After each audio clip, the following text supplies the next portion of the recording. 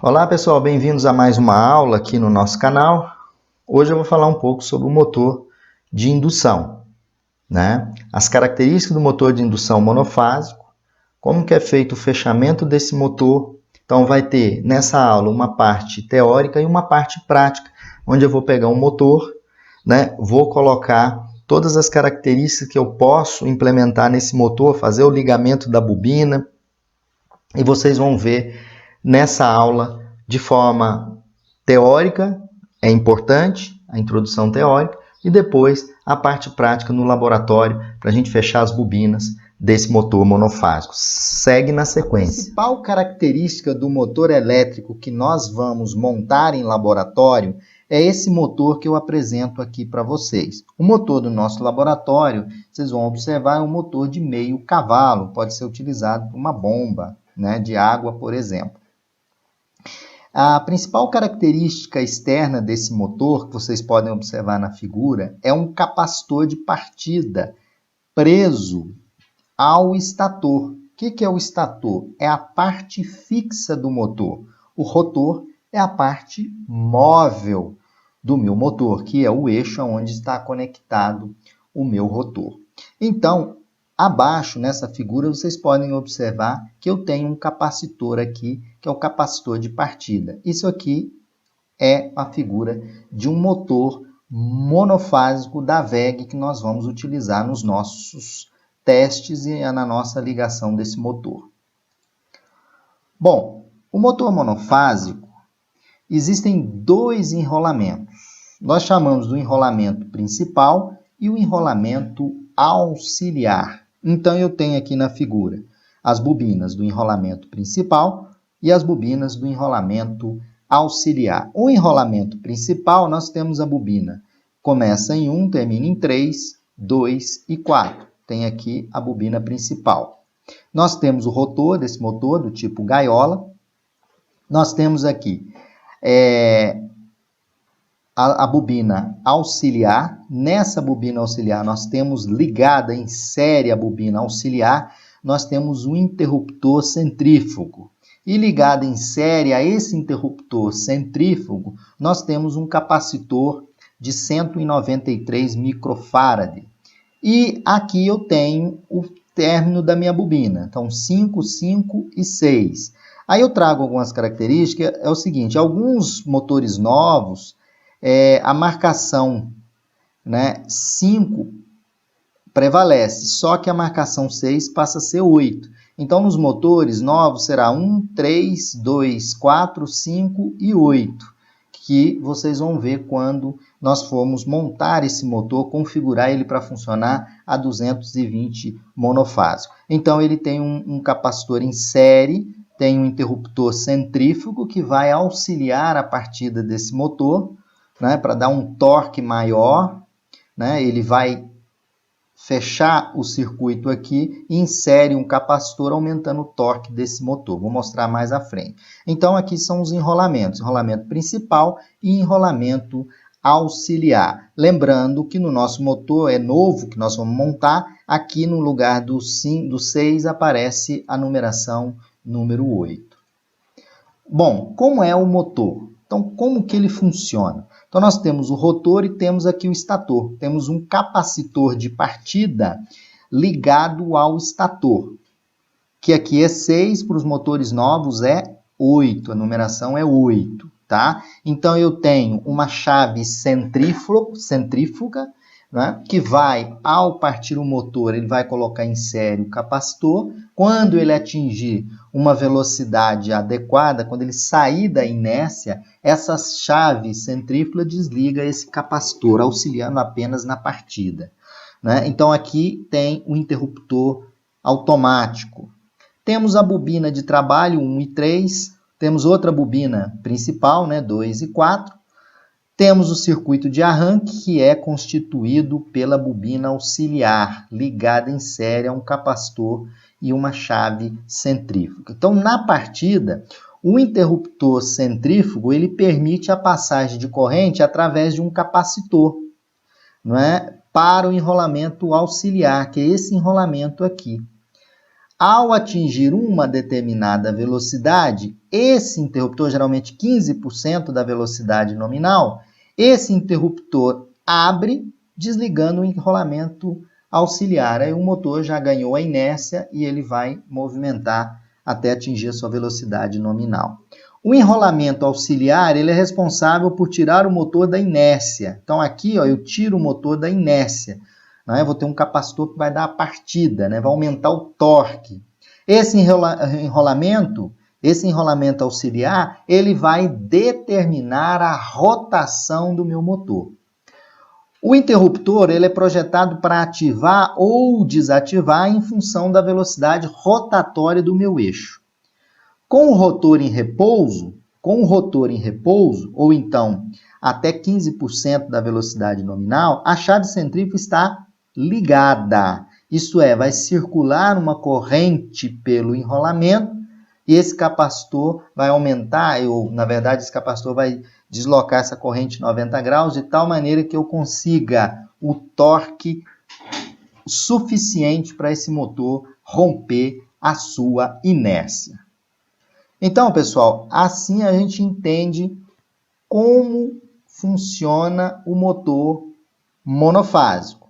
Agora, vocês vão ver na prática um motor monofásico que eu vou mostrar como é feito a montagem desse motor.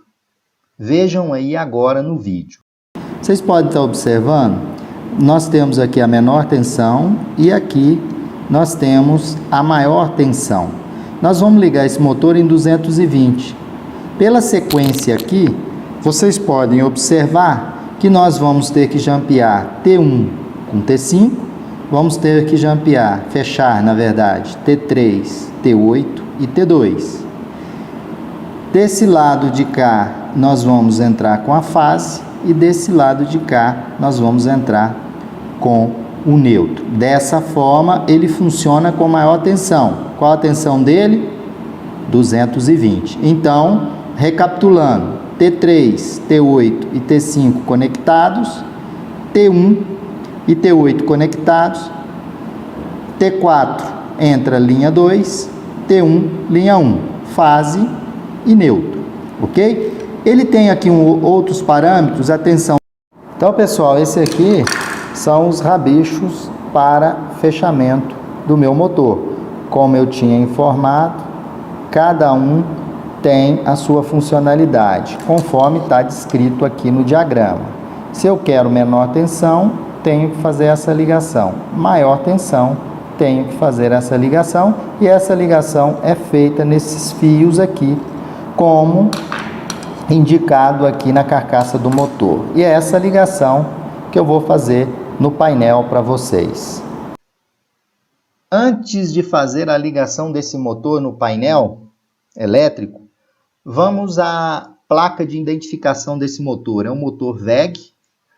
A potência desse motor está indicada aqui, meio cavalo. Qual é a tensão de operação desse motor? 127/220. Frequência de operação desse motor? 60 Hz. Aqui eu tenho como que eu faço o fechamento das bobinas desse motor, como é feita a ligação. Então, para você que vai fazer a instalação, nós temos que fechar T3 com T1 com T5. Se você quer trabalhar com menor tensão, qual é a menor tensão? 127. Então, vai fechar T3 com T1 com T5. E vai entrar a linha 1 aqui em T1, ok? A linha 1, aqui é a fase. E aqui eu tenho T8 ligado com T2, ligado com T4. Eu tenho o neutro entrando aqui. Isso para menor tensão. Para maior tensão, eu tenho T1 ligado com T5, eu tenho T3, T8, T3 ligado no T8, T8 ligado no T2. E aqui o T4, onde vai entrar o meu neutro aqui, a minha fase aqui, aí eu tenho a alimentação desse motor em 220 volts, linha 1 e linha 2. Então o motor está trabalhando aqui em 220 volts. Se eu quiser trocar a rotação desse motor, eu vou trocar T5 por T8. Então eu troco T5 por T8. eu boto T8 para cá, T5 para cá. Aí eu inverto a rotação. Quem é T1? Eu mostrei anteriormente que T1 é o fio azul, T2 é o branco, T3 o laranja, T4 o amarelo, T5 o preto, T8 o vermelho. Então é bem simples de fazer a configuração desse motor, ou seja, a ligação adequada desse motor para menor tensão ou para maior tensão, dependendo se é monofásico 127, você vai fazer essa conexão aqui. Se é monofásico 220, maior tensão.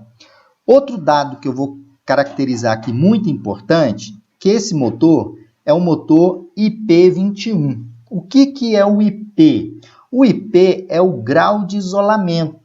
IP21, esses motores IP21 e 23, eles devem trabalhar em ambientes que são limpos e abrigados. Então, o motor IP21 deve trabalhar em ambiente limpo e abrigado, ok? Se eu tiver IP55, 56, 65 e 66, são motores que podem trabalhar em ambientes não abrigados, tá? Esse regime aqui, regime de operação do motor, é o regime S1. O regime S1 é o regime contínuo, né? É uma carga constante uma carga constante, né? Durante e o suficiente para você ter o equilíbrio térmico. Exemplo, esse motor é utilizado para bomba. Aí você tem também o regime S2, é um regime de tempo limitado, por exemplo, a geladeira, o motorzinho da geladeira. Regime S3 é um regime intermitente, não é? Por exemplo, esmeril, você coloca carga, tira carga no eixo. Então, nesse nosso exemplo, S1 é um regime contínuo. Outra relação muito importante, que eu vou mostrar agora, daqui a pouquinho, que é o FS, que é o fator de serviço desse motor. Se o fator de serviço é 1,25, significa que esse motor pode trabalhar sem aquecimento 25% da sua potência nominal, tá? Se fosse 1,0, esse motor era 0% de sua potência nominal, acima. Então, 1,25 significa que ele pode trabalhar sem aquecimento térmico 25% da sua potência nominal. Outro dado importante está aqui, que é a classe de isolamento. Esse motor é classe B. Classe B de isolamento, 135 graus. Aqui a rotação do motor, 1740 RPM, rotações por minuto. Esse é um motor de 4 polos, tá? IP sobre N, corrente de partida sobre a corrente nominal. IP sobre N é 5,1. Vou falar agora pouco para vocês, agora, sobre o FS. O AFS é o fator de serviço para a corrente, que é 11,3/5,4. O fator de serviço chama-se fator de serviço o fator que, aplicado à potência nominal, ele indica a carga permissível que pode ser aplicada continuamente ao motor, sob condições específicas, né? Note vocês que se trata de uma capacidade de sobrecarga contínua, ou seja, uma reserva de potência que dá ao motor a capacidade de suportar melhor o funcionamento em condições desfavoráveis. Como esse motor é 1,25, o fator de serviço significa que ele pode trabalhar em regime contínuo, né, em sobrecarga contínua, 25% da sua capacidade nominal. O rendimento dos motores universais monofásicos apresenta um rendimento baixo, tanto que para consultar esse rendimento tem que ir no manual, ele não veio aí na etiqueta do motor. Agora vejam aí como que eu faço a ligação e coloco esse motor monofásico em funcionamento. Vejam aí vocês no vídeo. Então vou mostrar para vocês como que a gente faz a ligação de um motor monofásico. Vocês estão observando aqui, eu tenho aqui nesse ponto o terra do motor tem aqui a minha fase passando por um disjuntor de 10 amperes, chegando até o meu motor. E também chegando no motor, o neutro. Vou ligar esse motor em 220 volts, é um motor monofásico da WEG. Aqui eu tenho como eu faço as ligações do fechamento da bobina. O fabricante especifica T1 com T5, lá na prática vocês vão ver T1 ligado em T5, T3, T8 e T2 ligados juntos e T4 aqui chegando o neutro, tá? Tá aqui, ó, T4 chega-se o neutro e T1 chega a saída da fase do meu disjuntor. Agora nós vamos lá no painel e montar essa ligação desse motor monofásico da WEG.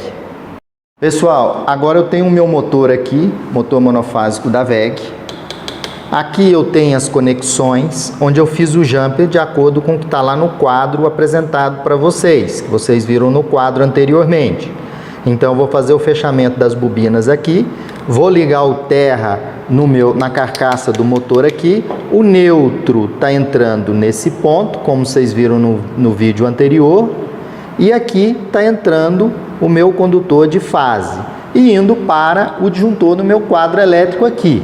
No vídeo anterior, vocês viram como que eu faço a conexão desses enrolamentos. Eu quero que esse motor funcione a 220 volts. Então, ele foi configurado a 220 volts. Aí vocês podem observar aqui, olha, estou filmando aqui para vocês a caixa desse motor, onde tem as ligações que devem ser feitas para ele funcionar em 220. Vou ligar o motor, olha, vou ligar o disjuntor que alimenta esse motor. Tá aí o meu motor monofásico funcionando a 220. Dessa forma, a gente encerra nossa aula. Fiquem ligados no canal da Universidade da Elétrica.